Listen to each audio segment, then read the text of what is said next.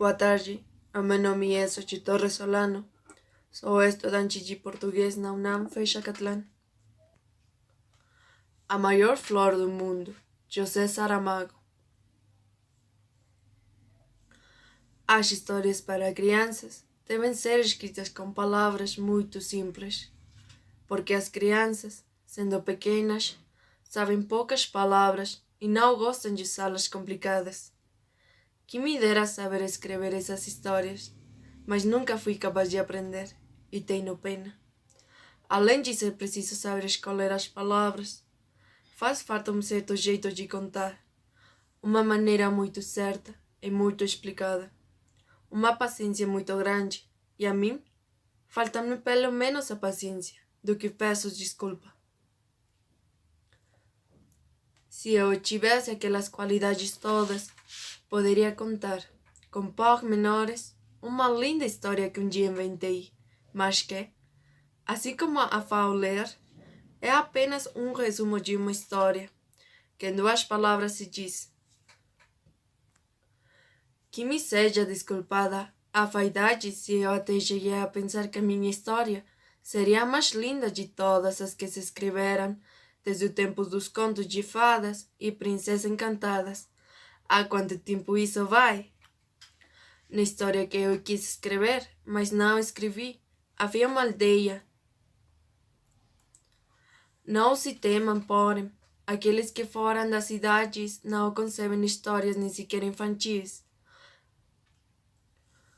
O meu herói menino tem as suas aventuras aprazadas da fora da sossegada terra onde vivem os pais. Suponho que uma irmã, talvez um resto de avós, é uma parentela misturada de que não notícia. Logo, na primeira página, sai o menino pelos fundos do quintal, e de árvore em árvore, como um pistacilco, desceu ao rio e depois por ele abaixo. Naquela vagarosa brincadeira que o tempo alto, largo e profundo da infância a todos nos permitiu. Em certa altura, chegou ao limite das terras, antes de se aventurar sozinho. Dali para adiante começava o planeta Marte, a feito literário de que ele não tem responsabilidade. Mas como a liberdade do autor acha poder hoje aconchegar a frase dali para adiante, para o nosso menino, será só uma pergunta, sem literatura. Vou ou não vou? E foi. O rio fazia um desvio grande, afastava-se, e de rio ele estava já um pouco farto. Tanto que o vai desde que nascera. Resolveu cortar direitos pelos campos, entre extensos olivais, raleando misteriosas sebes cobertas de campainhas brancas.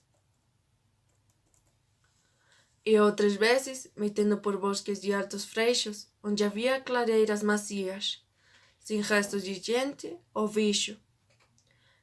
E ao redor um silêncio que zumbia, e também um calor vegetal, um cheiro de caule sangrado, de fresco como uma veia branca e verde. O que feliz ia o menino, andou, andou. Fora rodeando as árvores e agora havia uma charneca rasa, de mato ralo e seco, e no meio dela uma inóspita colina redonda, como uma tigela voltada. Deu-se o menino ao trabalho de subir a encosta, e quando chegou lá cima, que viu ele? Nem a sorte, nem a morte, mas a tabuas do destino, era só uma flor.